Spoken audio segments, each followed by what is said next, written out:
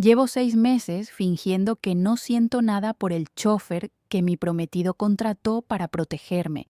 Y ahora mismo él está aparcando en un acantilado para decirme que tenemos que huir juntos.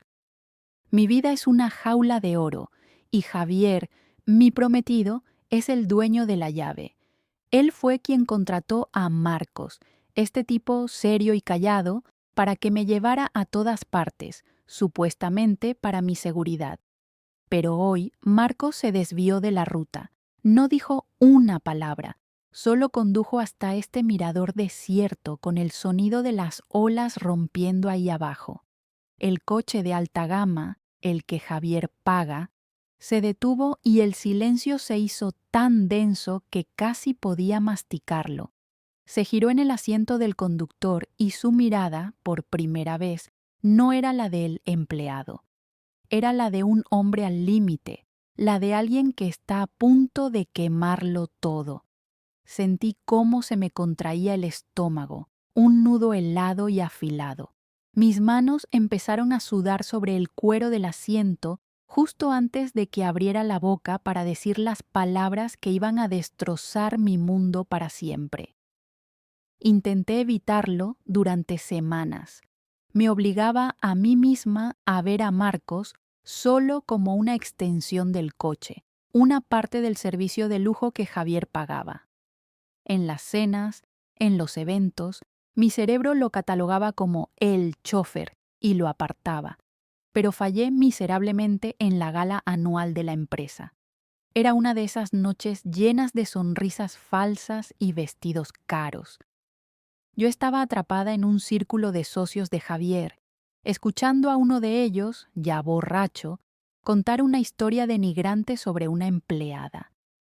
Me sentía sucia solo por estar allí, asintiendo con una sonrisa congelada. Mis ojos, buscando una vía de escape, escanearon la sala y se encontraron con los suyos. Estaba de pie junto a una columna, impasible, observando. Pero no observaba al grupo, me observaba a mí. Y entonces ocurrió el detalle, el microgesto que lo rompió todo. Mientras el socio soltaba la frase final de su anécdota y todos reían forzadamente, Marcos ladeó la cabeza apenas 1 milímetro, con una expresión que no era de juicio, sino de puro y absoluto hartazgo. Era un gesto que decía, yo también lo veo, este circo.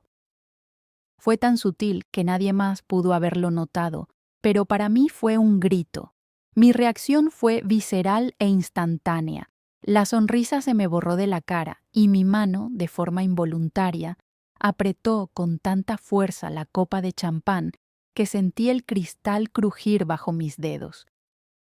Tuve que disculparme y caminar hacia el balcón, no por el borracho, sino porque esa minúscula conexión, ese reconocimiento silencioso, me había dejado sin aire.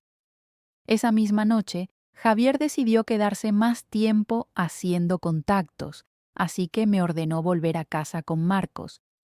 El silencio dentro del coche era pesado, denso.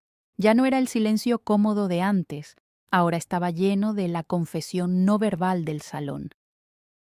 Para romper la tensión, comenté algo estúpido sobre un libro pequeño y de tapa gastada que tenía en el asiento del copiloto. Él respondió que era poesía, un regalo, y entonces, con la voz más neutra del mundo, me preguntó, ¿por qué dejaste de pintar? El aire se me escapó de los pulmones. Fue un golpe directo a una parte de mí que creía muerta y enterrada. Javier sabía que yo pintaba, pero lo consideraba un hobby de juventud, algo que se supera. Nunca preguntaba. Le respondí con la excusa de siempre, que no tenía tiempo, que la vida adulta. Él no dijo nada durante un par de minutos, solo condujo. Luego, sin apartar la vista de la carretera, dijo, «Es una lástima. Alguien que ve el mundo como tú no debería guardárselo». Mi móvil vibró en el bolso. Un mensaje de Javier, seguro. Ni siquiera hice el amago de cogerlo. Dejé que el aparato vibrara y se callara solo. Una llamada lejana, de un mundo al que ya no sentía que pertenecía. Me reí, pero fue un sonido extraño, corto, casi un sollozo. Por primera vez en años, alguien no miraba el vestido o el apellido, me había visto a mí. Y en ese momento, con la pregunta de Marcos flotando en el aire y el mensaje de mi prometido ignorado, una parte de mí se rindió. Por favor, necesito que alguien me diga que entiende lo que es sentirse invisible en tu propia vida. Necesito que os quedéis conmigo hasta el final de esta historia, porque todavía no he contado la peor parte. Javier tuvo que salir corriendo a una videollamada de emergencia con unos inversores asiáticos. Algo sobre un fallo en las proyecciones que no podía esperar. Me dejó en la puerta del apartamento con una orden seca. Marcos, espere abajo por si necesita algo.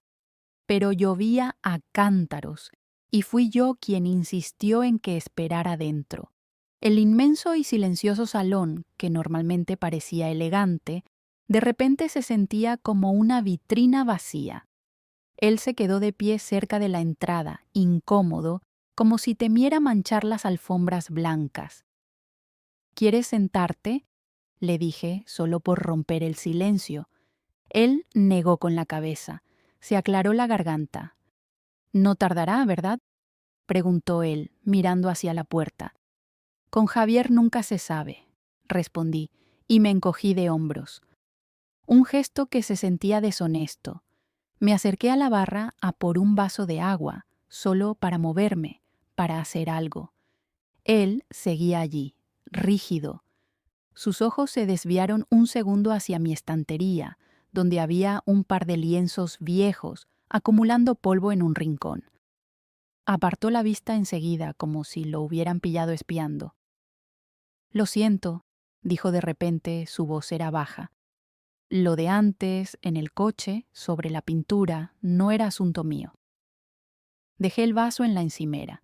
El sonido del cristal contra el mármol fue anormalmente fuerte. «No, está bien», mentí. Me giré para mirarlo. Su mirada ya no era la del empleado. Estaba cansado. «Es solo que nadie pregunta por eso, nunca». Él asintió lentamente, sus manos apretando y soltando unos puños invisibles a sus costados. Empezó a decir algo, se detuvo, tragó saliva. Luego, sus ojos se clavaron en los míos y el aire se volvió denso, pesado, imposible de respirar. Por eso, este trabajo es una tortura. A la mañana siguiente, el teléfono sonó 3 veces antes de que mi mano consiguiera salir de debajo de las sábanas para apagar la alarma. Fui a la cocina, puse la cafetera en marcha y me quedé mirando la luz parpadeante. Roja, fija.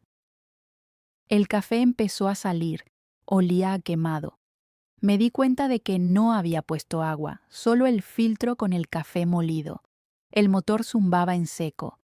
Lo apagué.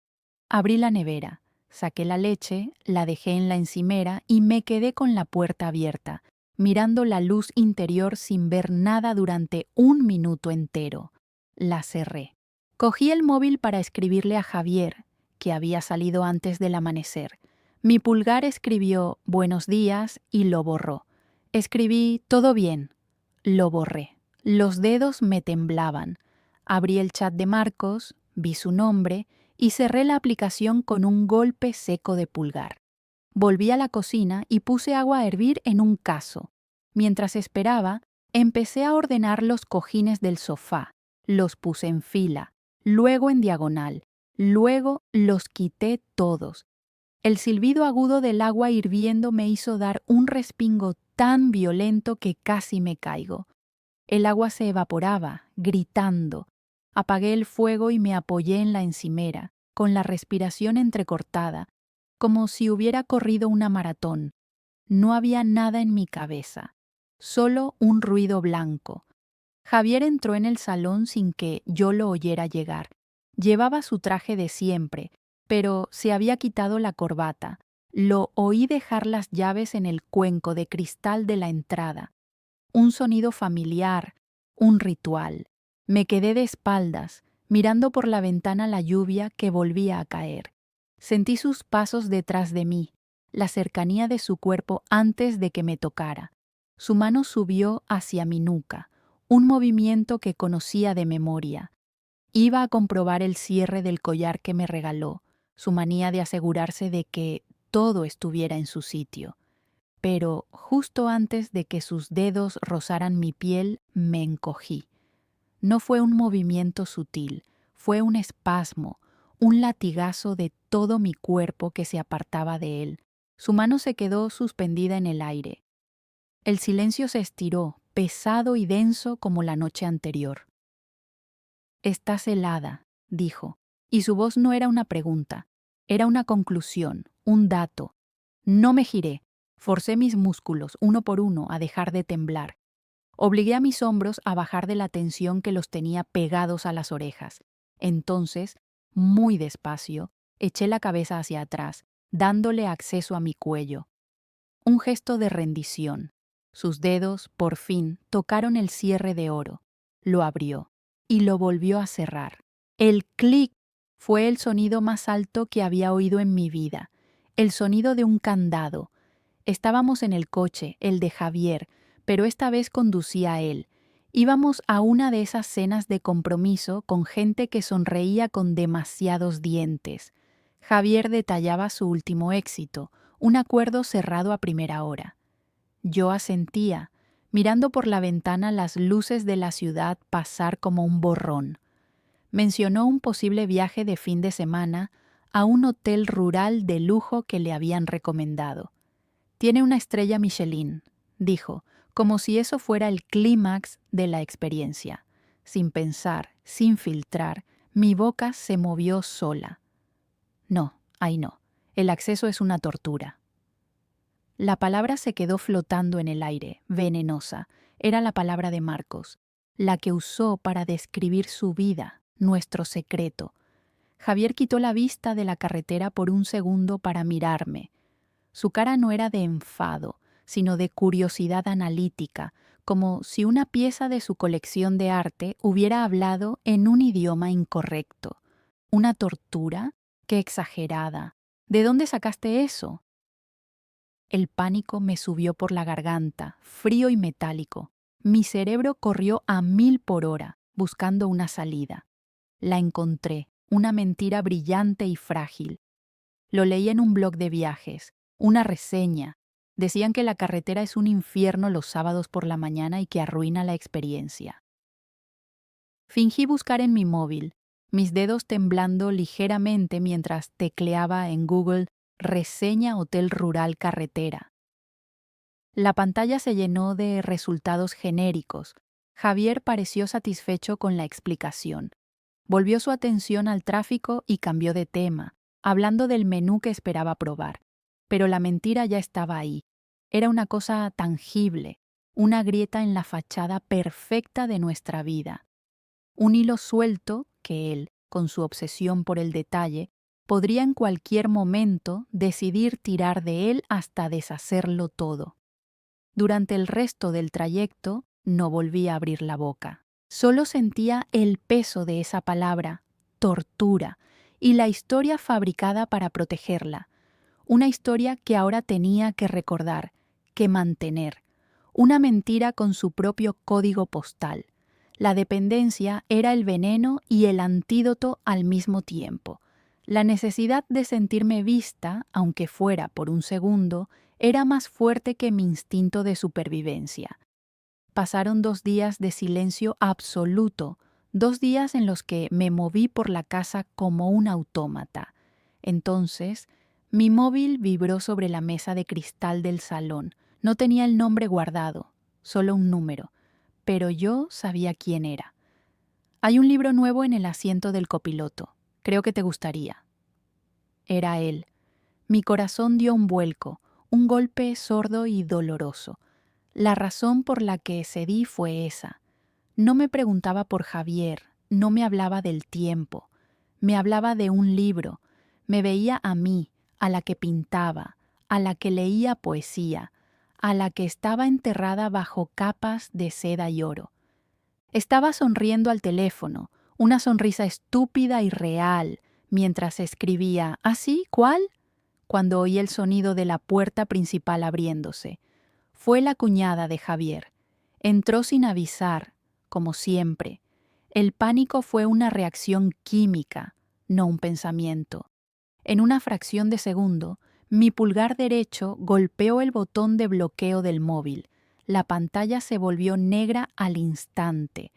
Mi mano izquierda, que sostenía el teléfono, lo dejó caer sobre un cojín del sofá, con la pantalla hacia abajo, como si fuera una pieza de basura olvidada. Mi sonrisa se borró, mis músculos faciales se tensaron en una máscara neutra mientras mi cabeza se giraba hacia ella. Lucía, qué sorpresa. Mi voz salió una octava más aguda de lo normal. Ella me miró, con sus ojos pequeños y escrutadores. Te he visto sonreírle al teléfono. ¿Alguna buena noticia? Sentí que el aire me faltaba. Un vídeo de gatos. Mentí. Una tontería que me ha mandado mi hermana. Lucía forzó una sonrisa y siguió hacia la cocina, hablando de algo que necesitaba de Javier. No la oía, solo sentía el zumbido de la sangre en mis oídos. Mis manos estaban heladas. Cuando por fin se fue, me quedé de pie en mitad del salón durante 1 minuto entero, sin moverme. Entonces lo sentí. No fue un pensamiento, fue una certeza física, una oleada de frío que me bajó por la columna vertebral y se instaló en mi estómago. No iba a poder seguir así. El cuerpo no me iba a aguantar. Los reflejos, las mentiras, la tensión, todo eso tenía una fecha de caducidad y acababa de sentir que la mía estaba muy, muy cerca. Fue 2 noches después, mientras Javier leía en su tablet y el único sonido en la sala era el hielo derritiéndose en su vaso. Dejó el dispositivo a un lado, con una calma que me heló la sangre. Sabes, estaba pensando en lo que dijiste del hotel rural. Empezó, y su tono era casual, demasiado casual. Le pregunté a un socio que fue el mes pasado y me dijo que la carretera es perfecta, un poco aburrida, de hecho. Se inclinó hacia adelante, sus ojos fijos en mí. Así que me entró la curiosidad. ¿En qué blog de viajes leíste esa reseña sobre la tortura? Para no fiarme de ellos en el futuro. El pánico fue un calambre en mi estómago. Mi voz subió media octava cuando intenté reír. Ay, ni me acuerdo. Uno de esos blogs pequeños. La pausa fue demasiado larga. Un abismo de silencio donde mi mentira se estaba muriendo. Mi mano se movió sola hacia mi móvil. Un gesto inútil, un ancla. Creo que se llamaba Rutas Secretas. Sí, eso era. Y no era un post del propio blog, era una colaboración de una tal Ana Vega. La historia se construía en mi boca, frágil y desesperada. Javier asintió muy despacio y cogió su tablet de nuevo. Sus pulgares se movieron sobre la pantalla. Rutas secretas. Ana Vega, repitió en voz baja, como si guardara la información. No levantó la vista. No necesitaba hacerlo. La trampa no era la pregunta, era la calma con la que esperaba que mi mentira, ahora específica y verificable, se derrumbara por su propio peso. Corrí al baño, cerré la puerta con el pestillo y me apoyé en el mármol frío, tratando de respirar. Mis manos temblaban tanto que casi no podía sujetar el teléfono. Tenía que avisarle, tenía que decirle que Javier estaba tirando del hilo. Abrí su chat, mis dedos volando sobre la pantalla. Javier sabe algo. Ha preguntado por la carretera, por la reseña. Me está inventado un blog, un nombre, todo. Lo va a buscar. Va a descubrir que no existe. Tenemos que parar. Lo siento. Las palabras eran un torrente de pánico puro. Justo cuando iba a darle a enviar, mi móvil vibró con una notificación en la parte superior. Era un mensaje de Javier. Por cierto, se me olvidó decirte. Mañana he cancelado tu cita de la tarde. necesito que Marcos me lleve a una reunión fuera de la ciudad. El shock de leer su nombre, de ver cómo seguía moviendo las piezas de mi vida, me hizo perder el control. Mi pulgar, en un espasmo de pánico, se deslizó y en lugar de cerrar la notificación, la abrió, llevándome a nuestra conversación. Y entonces, sin pensar, con el texto de pánico aún copiado en el portapapeles de mi mente, mi cerebro dio la orden equivocada. Lo pegué y le di a enviar. La burbuja de texto azul apareció bajo su mensaje. Mi mensaje. El mensaje para Marcos. Lo vi, suspendido allí, en su chat. Javier sabe algo. Leí mi propia traición enviada directamente al verdugo, y entonces los 2 tics grises se volvieron azules. Leído. El tiempo se detuvo. El reloj ya no corría. La bomba acababa de explotar en mis manos. El silencio duró exactamente lo que tardaron sus pasos en volver por el pasillo. No corría. Era el mismo ritmo medido de siempre. Entró en el baño sin decir una palabra. Yo seguía paralizada, apoyada en el mármol, con mi teléfono todavía en la mano, abierto en su chat, mostrando mi traición en una burbuja azul. Él no me miró a mí, miró mi teléfono. Luego levantó el suyo. En la pantalla estaba mi mensaje. No hizo falta que dijera nada. ¿Un error?, preguntó. Su voz era plana, sin emoción, como si estuviera cerrando una transacción. Abrí la boca, pero no salió ningún sonido. Un jadeo mudo, un pez fuera del agua. Quería decir que sí, que fue un accidente, que me equivoqué de chat, pero la mentira se me murió en la garganta. Él sabía que no mentiría. No ahora. Entiendo, dijo. Y ese entiendo fue peor que cualquier grito. Era un veredicto. Se acercó a mí despacio, y yo retrocedí por instinto hasta que mi espalda chocó contra la pared. No se detuvo. Levantó las manos, y por un segundo de pánico absoluto creí que me iban a hacer daño. Pero sus dedos fueron directos a mi nuca. Con una precisión quirúrgica que conocía de memoria, buscó el cierre del collar de oro que me había regalado, el que comprobaba cada noche. Lo desabrochó.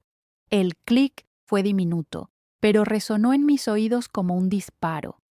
No me lo quitó, simplemente lo soltó. Sentí el frío del metal deslizándose por mi piel y luego el ruido, agudo y feo, del oro golpeando contra las baldosas del suelo. Se quedó ahí entre nosotros, un charco dorado y roto. Se dio la vuelta y salió del baño. No cerró la puerta de un portazo. Salió del apartamento. Oí sus llaves en la cerradura, el sonido del cerrojo girando desde fuera. Y luego, nada. El silencio de una tumba de lujo. Y aquí estoy, sola, mirando un collar roto en el suelo. Él no me dio la oportunidad de elegir. Decidió por mí. Así que ahora te pregunto a ti, que has escuchado todo esto. Si hubieras estado en mi lugar, en ese acantilado, con la promesa de huir, ¿habrías sido honesto desde el principio? ¿O habrías intentado, como yo, tener las 2 cosas hasta que todo te explotó en la cara? Dime la verdad. ¿Qué habrías elegido? ¿La mentira segura o la verdad que te destroza?